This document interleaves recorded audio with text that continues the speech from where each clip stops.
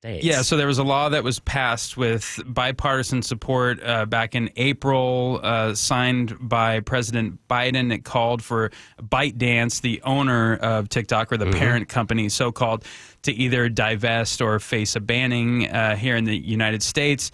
Locally or around different states in the country, there's been a coalition of state attorneys general that are asking a U.S. Court of Appeals in Washington, D.C. to uphold the ban.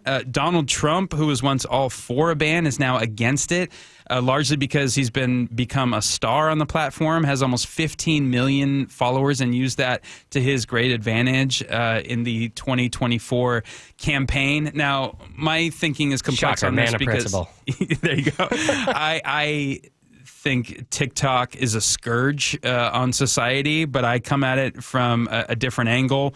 I'm more considering the harmful effects that the platform has on children. It's making them dumber, more depressed, antisocial, addicted, more sedentary. I haven't seen any research about TikTok saying that TikTok does that. I know there's been research on Instagram. Read Jonathan Haidt's book, Anxious Generation, which I'm about halfway through now. Does he talk about TikTok? He comes with receipts, yeah. But it's it can be Instagram too, or Twitch. I'll broadly accept your social any media platform that involves a visual and the swiping of the thumb and is algorithm-based has just been absolutely harmful to an unbelievable degree for young people. Now, that's not the reason it was banned. It was banned because ByteDance is a Chinese company and they have access to all the data of American users. And are there constitutional questions about free speech and so on? Absolutely. I think this is going to be expedited to the Supreme Court, and they're going to rule one way or the other on this. I think it could actually be one of those 5-4 decisions. I don't think it's going to be a unanimous court. Because there's a lot of considerations to be had here. But my motivated reasoning is the faster we can ban this platform, the better. And then maybe that can lead to be sort of a gateway to a broader conversation about more regulation. Usually I'm not a big regulation guy, but we need lots more of it on social media. You ban TikTok, you're just going to get a TikTok clone. That's Instagram has already tried to become that. Western Europe. Yeah, right. That's true. So what do you tell say the tens of thousands of Americans whose livelihoods depend on TikTok? And I'm not necessarily talking about influencers. I'm talking about small business owners, a comedian who's built their career off TikTok videos, somebody who's, what would happen to all the leggings people? The people that sell leggings in today's equivalent of Tupperware on TikTok.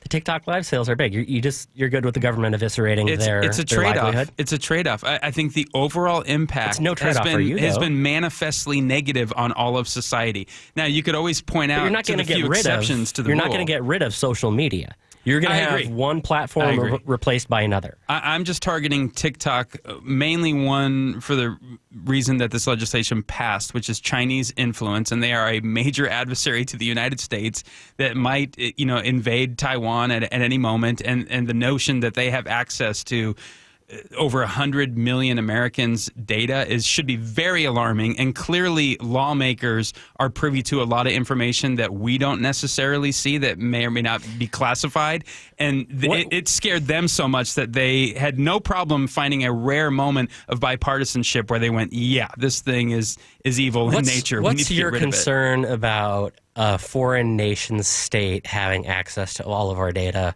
versus they could pinpoint the American at government any point in time. Or Meta or any private company that can buy it right now in the open market?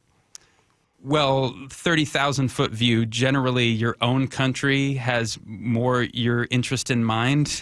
No, but what are they going to do with it? China? Yeah.